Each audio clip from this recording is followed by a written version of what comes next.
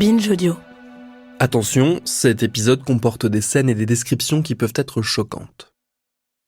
À l'Escarène, ce jour de mai 2023 où nous sommes attablés au café avec ma consoeur Stéphanie Gassiglia, il fait beau.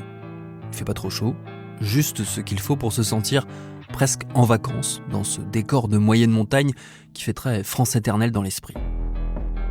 On oublierait presque l'histoire qui fait qu'on se trouve précisément ici. La mort atroce de Jérémy da Silva en octobre 2022, lynché pour un vol supposé mais jamais prouvé de 45 € et d'une carte bleue. On l'oublierait presque donc, mais dès qu'on est arrivé dans le village, dès que j'ai commencé à me trimballer dans les rues avec mon micro à la main, j'ai senti les coups d'œil en coin, l'air un peu agacé de certains, qui devaient penser « encore un journaliste ». Car une fois que Stéphanie Gassiglia a raconté l'histoire dans Nice Matin, elle a fait le tour de France et même le tour d'Europe, avec parfois des raccourcis, des exagérations. On aurait cru à lire certains papiers qu'une centaine de villageois dégénérés, assoiffés de sang, armés de fourches et de flambeaux comme dans les films, avaient dépecé en place publique le pauvre Jérémy. Forcément, ça laisse des traces. Ça a dû être terrible pour les gens du village en fait. Parce que finalement, moi je suis arrivée toute discrète avec mon calepin, mon stylo, en plus pas agressif parce que j'ai pas de caméra, c'est plus agressif pour les gens qui n'ont pas l'habitude. Et là, ils se sont vus débouler des journalistes, mais de la France entière, voire même, je crois, de l'étranger. Et avec toujours les mêmes questions. Et je comprends en fait que les villageois qui sont pour strictement rien ont pu être complètement lassés, révoltés, gavés.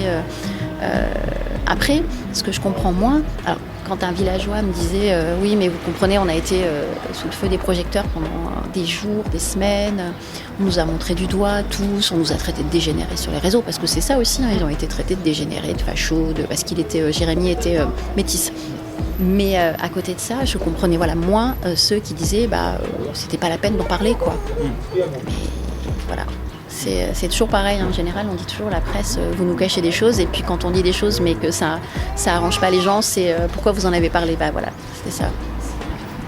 Tu voudrais aller voir le maire après ? Bah ouais, te laisser faire moi, parce que si moi il me voit moi, je pense que c'est vrai ? Mieux que tu essayes tout seul.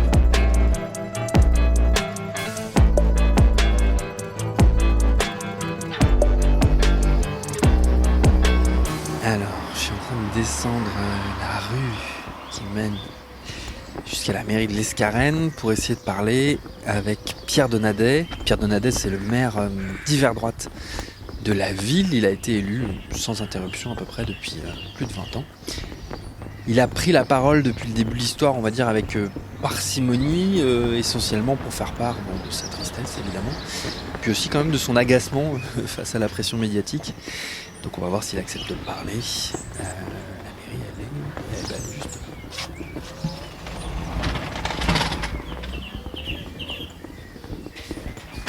Bonjour madame, je suis journaliste. Je fais un reportage sur le village, de ce qui s'est passé au mois d'octobre, sur en gros comment le village a vécu tout ça.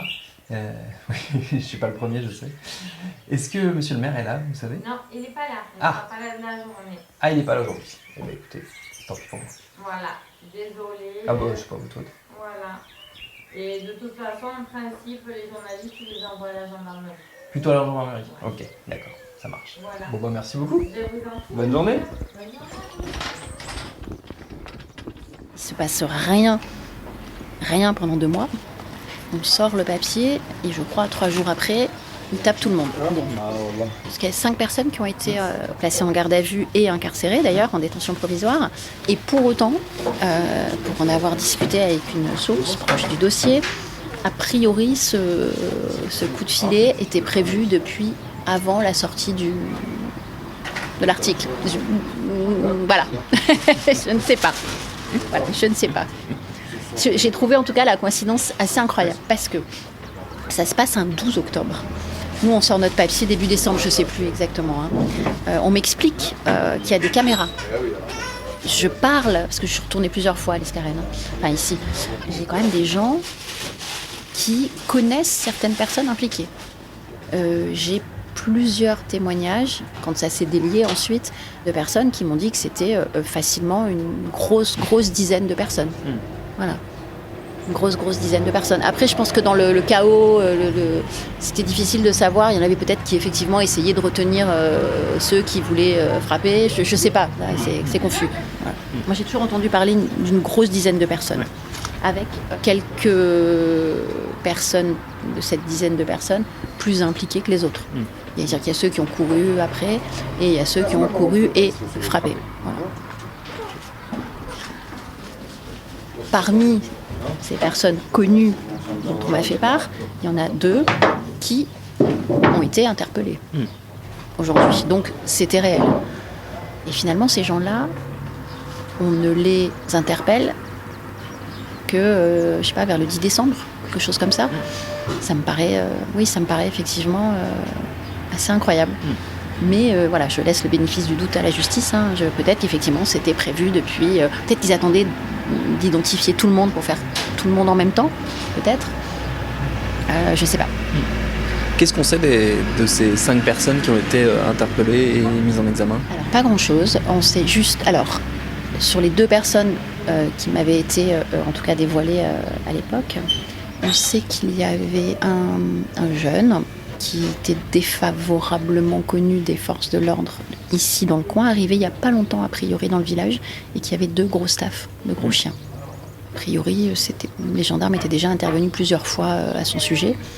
Et en revanche, un autre jeune, installé à l'Escarène avec sa maman, je crois, et au moins un de ses frères, qui lui, a priori, faisait pas du tout parler de lui, et qui, étrangement, lorsque BFM, je crois, était venu dans le village après la sortie donc, du papier de Nice Matin, avait témoigné, à visage découvert, en expliquant « oui, j'ai vu les gens lui courir après, j'ai essayé de les en empêcher. » Bon. On est allé regarder ce qui s'est passé au balcon et on voyait en gros une personne qui était en train de courir direction la Saint-Sébastien. BFM TV, le 5 décembre 2022. Pour s'échapper, il y avait mes voisins qui étaient en train de lui courir après. C'était comme une espèce de chasse à l'homme. Il y avait du monde, mais vraiment du monde. D'après lui, une trentaine de personnes pourchassent le voleur présumé, le frappent et lancent leurs chiens à ses trousses. Yanis raconte être intervenu avec d'autres villageois pour les arrêter. La personne qui était là n'avait plus de pantalon à l'arrière, plus de chaussures. La personne était encore consciente, elle marchait. On l'a enlevée de là-bas. Et après, on a attendu la gendarmerie. Aujourd'hui, il s'avère qu'il est en détention aussi dans cette affaire. Mais moi, je pense qu'on est vraiment sur de la bêtise humaine à l'état pur. C'est-à-dire, on se retrouve avec quelqu'un qui crie au voleur, quelqu'un qui dit « je crois que c'est lui, machin, on m'a piqué 45 € une carte bleue ». On a fait ça à une dame du village, entre guillemets. Je pense qu'il y a un couillon qui a dit « viens, on va essayer de le rattraper ». Peut-être sans mauvaises intentions, en fait, au départ, peut-être juste lui courir après pour l'attraper, lui dire « rends les sous, rends la carte bleue ». Et puis derrière, 2-3 personnes, peut-être pas dans leur état normal, peut-être sous l'emprise de l'alcool. Je pense à ce type avec des chiens qui avait déjà fait parler de lui pour, a priori pour violence. Bon, je pense que, voilà, qui a juste trouvé un moyen de se déchaîner et voilà. Et après, voilà, c'est vraiment l'effet de meute, quoi. Le truc un peu épidermique, on se contrôle plus et on a l'impression d'être dans le vrai, dans le juste et ça dérape complètement. C'est presque un truc banal au départ, en fait, et qui se transforme en truc épouvantable, en fait. Voilà. Je l'analyse plus comme ça, mais je me trompe peut-être, j'en sais rien.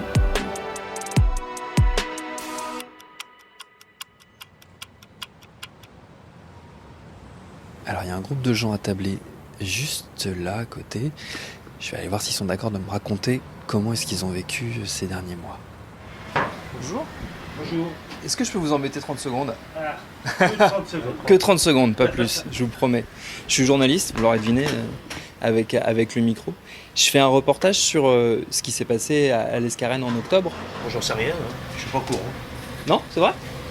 J'étais pas de ce qui s'est passé, non, j'étais pas. Non, pas. Au courant. Moi, je l'ai su longtemps après. Ouais. Bon, voilà, sans plus. Ouais. Sans plus. Vous aussi, monsieur ? Moi, je suis de Lucerne. C'est le village à côté ? Ouais. Le tu Ouais. Donc, on ne peut pas vous en dire plus, on n'en sait pas plus. Ouais. Aucune. Désolé. Nous, on habite un peu à l'écart du village, donc ce qui se passe à l'intérieur. Ouais. Mais bon, c'est vrai que la presse nous a pas fait des cadeaux. Hein. Ouais. On est passé pour l'omerta, moi, les gens, c'était le soir en plus, à 21h, vous savez, les gens ils sont pas dans la rue. Ben non, ici, à 21h, il n'y a personne. Hein. Moi, Donc, je vous dis, personne je ne ne savait. l'ai même pas su. Alors, donc, Personne ne savait rien, donc ouais, c'est l'omerta. Oui, mais même après, bien après. Et le fait de voir débarquer plein de journalistes, ça vous a fait quoi? moi, j'ai jamais vu plein de... Vous avez pas vu plein de journalistes? Ah oui, Ah, bah, moi, ouais. je l'ai... Ouais. Ah T'as ben vu ouais, ça, on toi? est passé sur Ah bon? BFM. Ah oui, non, mais ça, je l'ai vu à la télé, mais... Ouais, moi, non, dans le après, village, je l'ai non, pas dans le vu. village, non. Non, mais nous, on habite à l'extérieur du village, Ouais. donc... désolé, c'est pas qu'on veut pas vous en dire plus, Non, mais non, j'en sais pas plus, donc je vais pas raconter de blagues. Hein. Non, les gens n'en parlent plus, c'est fini. Hein, ils sont passés à autre chose. Hein. Ouais. Ok. Voilà, jeune homme. Merci beaucoup. Bonne journée. Passez une bonne journée, merci. Merci. On est à l'Escarène aujourd'hui, mais ça fait quand même un sacré moment que je suis pas revenue. Mais je suis revenue effectivement, je crois 1 mois et demi, ou 2 mois après avoir sorti l'affaire. Et en fait, les gens étaient épuisés de voir des journalistes, gavés de voir des journalistes, et énervés aussi des amalgames qui ont été faits, ou qu'ils ont ressentis, parce que finalement, on n'a jamais fait d'amalgame, mais forcément, voilà, c'est ce qu'ils ont eu l'impression d'être tout dans le même sac. Je pense que c'est plus que les médias, là, c'est la caisse de résonance des réseaux sociaux qui a fait ça. Ah oui, franchement, ils étaient énervés, agacés, épuisés de devoir, d'être sur le devant de la scène, quoi. Nous, on veut vivre tranquille, on est dans un petit village. Enfin, pour eux, c'est un petit village. Et on en a marre, quoi. Qu'on parle de nous juste parce que, soi-disant, on serait tous des dégénérés. Alors, ce qui les a beaucoup énervés aussi, mais nous, on n'a pas fait ce rapprochement, et je crois qu'on a bien fait. Je crois qu'on a bien fait, puisque dans un dernier article, j'ai vu même la compagne de Jérémy qui disait que fut un temps, on a pu penser que ça pouvait être une sorte de crime raciste. Même elle revient là-dessus. On n'est jamais rentré dans cette optique-là, alors que d'autres médias l'ont fait en mettant en avant le crime raciste, parce qu'effectivement, Jérémy était métisse. Et puis en faisant un parallèle entre les scores importants du Rassemblement national ici, voilà. 70%. Ouais. Voilà. En disant voilà, c'est normal, c'est un village de fachos. Ils ont voté à 68-69% à la présidentielle pour Marine Le Pen. Et plus j'y pense, et moins je crois à cette thèse. Ouais. Je n'ai pas de certitude, bien évidemment. Je pense que l'enquête le dira ou pas. Mais en tout cas, moi, je crois à cette thèse, et j'y ai d'ailleurs jamais cru. Ouais.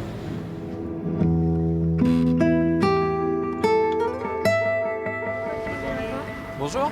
Je peux vous embêter une seconde? Oui. Je suis journaliste. Oui. Je peux vous demander votre prénom? Oui, Pierre. Je fais un reportage sur... je sais pas si vous savez, il s'est passé un truc à l'Escarène au mois d'octobre. Oui. Il y a un jeune homme qui s'est fait battre à mort. Vous en avez entendu parler de cette histoire? Oui, bien sûr, je suis élu. Ouais. Ah, vous êtes élu ici? J'ai pas le droit de parler du coup. Ah. J'ai le droit de réserve. Moi, j'avais quand même une petite question. C'était sur en gros, la pression médiatique qu'il y a eu autour de ça. Ah, ça c'était atroce pour le village. Hein. Ah, ouais. Comment vous l'avez vécu, vous? Bah, mal. Ouais. Parce qu'on a passé pour des demeurés, pour tout ce qu'on veut. Puis ça continue longtemps en plus. Hein. Ouais. Alors que c'est le village, c'est pas ça. Hein. Après, les gens, quand ils disent qu'il y a eu une omerta, non, il y a plein de gens qui ne savaient pas. Même le maire, il l'a su 10 jours après. Hein. Bon, les villageois, ils sont pas très contents, comme on a parlé de leur village de toute façon. Hein. Parce que bon, en même temps, il y avait 2 morts à Nice et on n'a pas dit que les Niçois c'était des sanguins. Donc après, voilà. Hein. On en parle encore ici, pas mal de cette histoire. Moins, ouais, beaucoup moins. Ouais. Parce que vous qui êtes un peu au contact de la population, j'imagine. Ouais. Et sur le coup, c'était un sujet de discussion important? Non, pas, au début, puis ils ne savaient pas les gens, mais après quand ils l'ont su, oui, ça a été le gros sujet, parce que le village a passé pour... C'était surtout ça. Hein. On n'en parle plus. Hein. Ouais. Ouais. Ils essaient de passer à autre chose? Ils essaient de passer à autre chose, oui. Ouais. Donc, maintenant, il y a l'eau. Hein. Il y a le problème de l'eau ici, hein, donc... C'est ça plutôt la préoccupation? Voilà, la préoccupation des gens, c'est l'eau maintenant. Oui. Merci Pierre. Merci. Bonne journée. Bonne journée.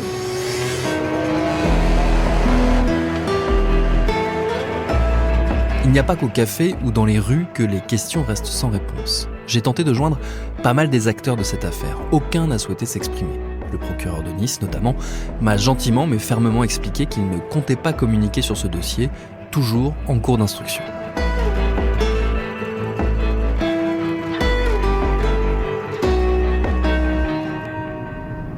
Je peux te demander un dernier truc, Stéphanie? Bien sûr. Là, on repart de l'Escarène. les quelques personnes avec qui on a discuté, on a bien compris qu'ils n'avaient plus trop envie de revenir sur cette histoire. C'est sûr. Je sais que vous n'avez pas envie d'y venir tout court, donc... Voilà.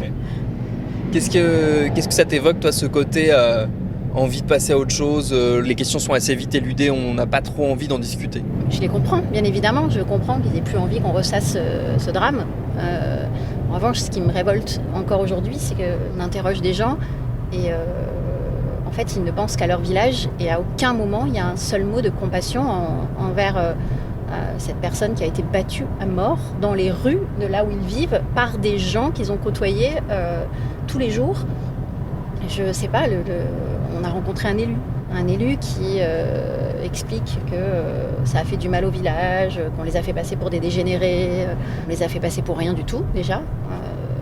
Mais là encore, pas un mot pour... c'est bien triste pour cette famille, c'était un père de famille, c'était un compagnon, c'était un fils, rien, pas un mot. Et pas un mot aujourd'hui, on pourrait se dire, bon, allez, ok, mais pas un mot non plus à l'époque.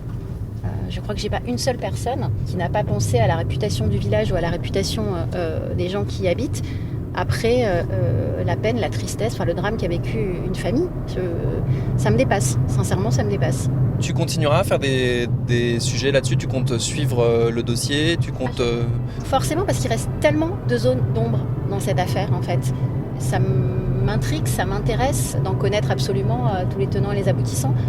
Aujourd'hui, on ne sait pas réellement ce qui s'est passé, on ne sait pas s'il y a eu vol, s'il n'y a pas eu vol, si c'est lui, si c'est pas lui, on ne sait pas combien de personnes étaient impliquées, on ne sait pas comment ça a commencé, on ne sait rien en fait.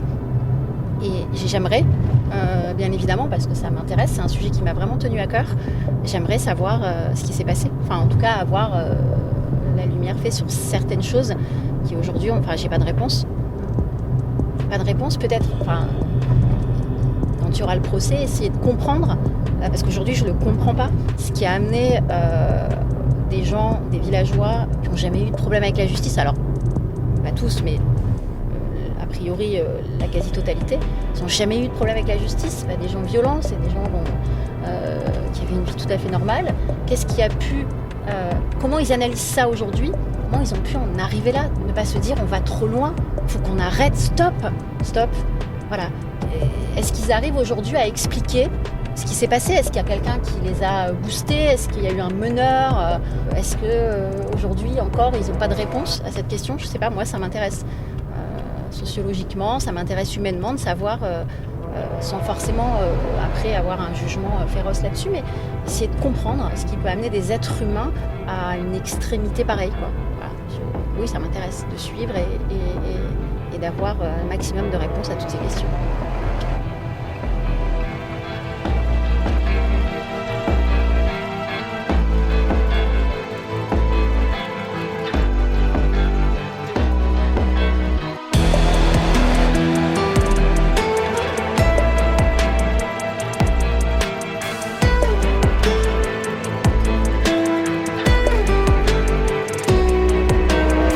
Au moment où nous enregistrons ces épisodes, on ignore encore quand aura lieu cet éventuel procès et on ne sait pas non plus ce que sont devenus les fameux 45 € et la carte bancaire au cœur de toute cette histoire.